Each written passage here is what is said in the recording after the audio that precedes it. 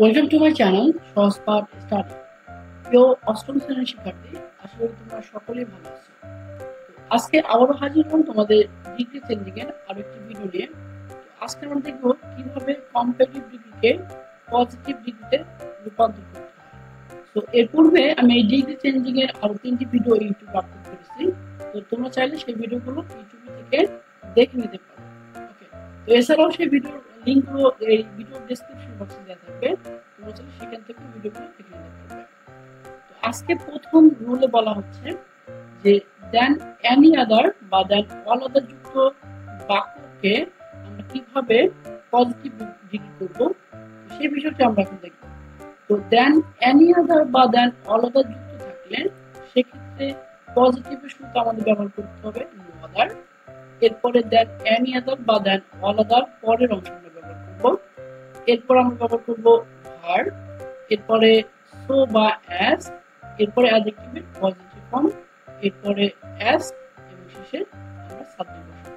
তো উদাহরণটি দেখো, she is more beautiful than any other girl. তো এখানে দেন এনি আদার আছে না?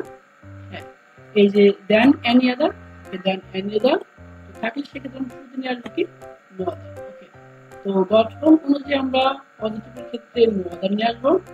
এরপর আমাদের ব্যবহার করতে হবে যে দেন এনি আদারের পরের অংশ। ওকে, সো দেন এনি আদার পরের অংশ হচ্ছে গাল, আমরা গাল ব্যবহার করব। এরপর আমাদের নিয়ম অনুযায়ী ব্যবহার করতে হবে ভার্ব, এই যে এখানে ভার্ব ইজ। তো এরপর আমাদের ব্যবহার করতে হবে সো বা অ্যাজ।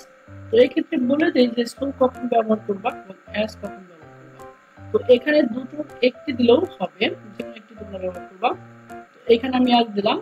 তো মনে রাখবে যখন নেগেটিভ অর্থ প্রকাশ করবে তখন আমরা সেক্ষেত্রে ব্যবহার করবো সো, আর পজিটিভ অর্থে আমরা ব্যবহার করবো as। তবে তুমি যদি এখানে অ্যাজ এর পরিবর্তে সো দাও তাহলেও হবে। তো এটার জন্য মার্ক কাটা যাবে না। এরপর আমাদের নিয়ম অনুযায়ী অ্যাডজেক্টিভের পজিটিভ ফর্ম ব্যবহার করতে হবে। তো এখানে অ্যাডজেক্টিভ ছিল হচ্ছে মোর বিউটিফুল। তো কম্পারেটিভ ক্ষেত্রে মোর বিউটিফুল, তো এটি পজিটিভ হয়ে যাবে শুধুমাত্র বিউটিফুল। এরপরে আমরা আবারও নিয়ম অনুযায়ী অ্যাজ ব্যবহার করবো, অ্যাজ, এবং আমাদের সেই প্রথম সাবজেক্ট শেষে বসে যাবে। এই হচ্ছে মূলত কম্পারেটিভ ডিগ্রিকে পজিটিভ ডিগ্রি করার জন্য। তো শর্টকাট হিসেবে তোমরা মনে রাখতে পারো যে দেন এনি আদার থাকলে আমরা সেক্ষেত্রে ব্যবহার করবো নো আদার। ওকে, তাহলে হবে। তো তোমাদের জন্য একটি টেস্ট হচ্ছে he is Wars than all other boys in this school. তো এইটাকে পজিটিভ ডিগ্রিতে তোমরা রূপান্তর করবে। তো তাহলে চলো এবার এই কম্পারেটিভ ডিগ্রিকে পজিটিভ করার জন্য আমাদের দ্বিতীয় রুলটি দেখে নিই। তো 2 নম্বর নিয়ম বলা হচ্ছে দেন মোস্ট আদার বা দ্যান ফিউ আদার যুক্ত থাকলে সেক্ষেত্রে পজিটিভ করার নিয়ম হচ্ছে আমাদের শুরুতে নিয়ে আসতে হবে ভেরি ফিউ। ওকে, ভেরি ফিউ। এরপরে মোস্ট আদার বা ফিউ আদারের পরের অংশ আমরা ব্যবহার করবো। এরপরে এই ক্ষেত্রে ভার্ব ব্যবহার করতে হবে প্লুরাল ভার্ব। এরপরে আগের মতোই অ্যাজ, এরপরে অ্যাডজেক্টিভের পজিটিভ ফর্ম, এবং এরপরে আরো একটি অ্যাজ এবং প্রথম সাবজেক্ট শেষে বসে যাবে।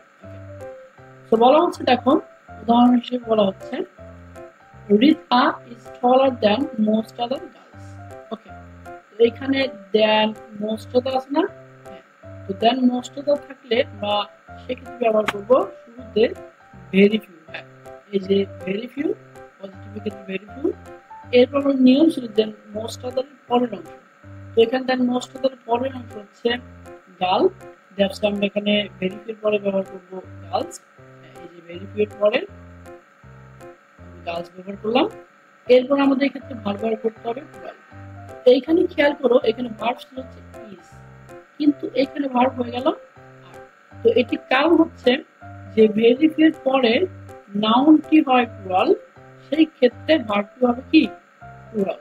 ওকে, এরপর আমাদের নিয়ম অনুযায়ী প্রথমে অ্যাজ ব্যবহার করতে হবে। ওকে, ভার্বের পরে অ্যাজ, এরপরে অ্যাডজেক্টিভের পজিটিভ ফর্ম। তো এখানে অ্যাডজেক্টিভ ছিল মূলত ট্রলার, এটি পজিটিভ হয়ে যাবে টল, টলার থেকে টল থেকে টলার টলেজ এইভাবে। এরপর আবারও নিয়ম অনুযায়ী দ্বিতীয় অ্যাজ ব্যবহার করবো অ্যাজ, অ্যাজ। এর পরবর্তীতে আমরা ব্যবহার করবো প্রথম সাবজেক্ট।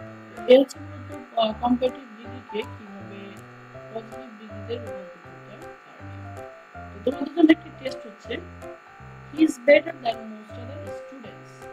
এটাকে তোমরা পজিটিভ করার ট্রাই করবে।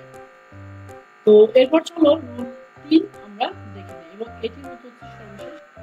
তো রুল 3 বলা হচ্ছে যে সাধারণ কম্পারেটিভ ডিগ্রি, অর্থাৎ যেখানে কোনো ধরনের চিহ্ন থাকবে না। তো সাধারণ কম্পারেটিভ বলতে যেখানে শুধুমাত্র জ্ঞান থাকবে।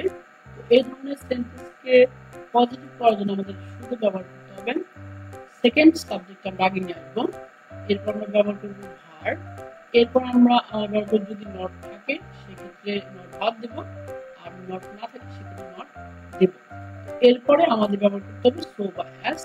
এরপরে অ্যাডজেক্টিভের পজিটিভ ফর্ম এবং এরপরে আবার আরেকটি অ্যাজ এবং এরপরে আমাদের সেই প্রথম সাবজেক্টটি ব্যবহার করতে হবে।